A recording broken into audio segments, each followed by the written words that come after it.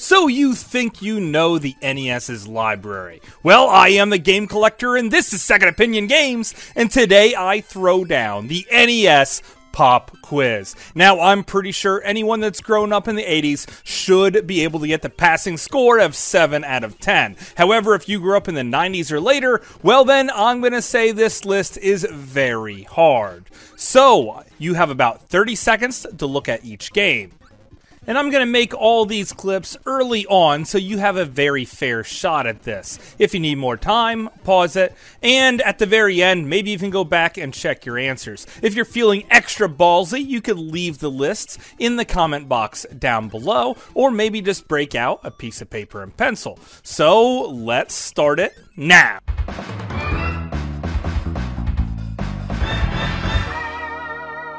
Second Opinion Games.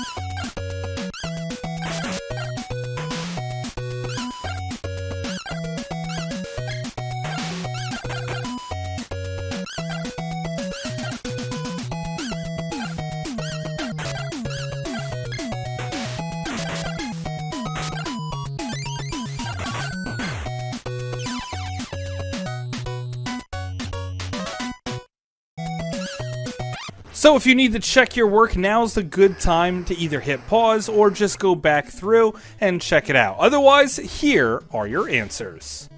Coming in at number 10 on the list was Amagon. If you're a big fan of Pat the NES Punk, then you probably should have already known this run and gun classic. Number 9, the super expensive Bucky O'Hare. Captain Bucky O'Hare taking down those evil toads. Wonder what the Battletoads thinks about this game. Number 8 was Ghoul School. You know, the hardest school ever to find a date for the prom. You should recognize this one because it's obviously taking place in a school. Coming in at number 7 on the list was Guerrilla War. I think this one was the hardest one to get because there was a lot of games that looked like this, whether it be Heavy Barrel or Commando. Number 6 was Hunt for Red October. I'm pretty sure every single person and their father had a copy of this game, especially because fathers really loved the movie, so they probably bought it for the kids, hoping that they could sneak a little bit of gameplay for themselves. And at number 5 was Joe and Mac, and yes, the Super Nintendo had a much better version, but this classic Data East arcade-style game certainly appeared on the NES, and that's for better or worse. Number 4 was Karate Champ, everyone's biggest disappointment on this console. Yeah, this is what went for a fighting game back in the day. Karate Champ, and also pretty much everyone had a copy of this. Number 3 was the very expensive Panic Restaurant, and you could recognize the crazy chef running around banging everything with his frying pan or wooden spoon. Yeah, it was actually a really good game, but it came out way too late in the NES's life cycle, so it ends up being really expensive. Number 2 was Isolated Warrior, and you should know this from this isometric perspective and heavy use of the color purple. It's actually a pretty good game, too, that no one seems to really even talk about. And number 1 was Widget. That's right, Widget the World Watcher, a funny little purple alien that can transform into multiple things. It's a great run and gun platform game with horrible knockback, so every single time you get hit by an opponent, you're gonna fall into a pit and die. And that's it. Stop.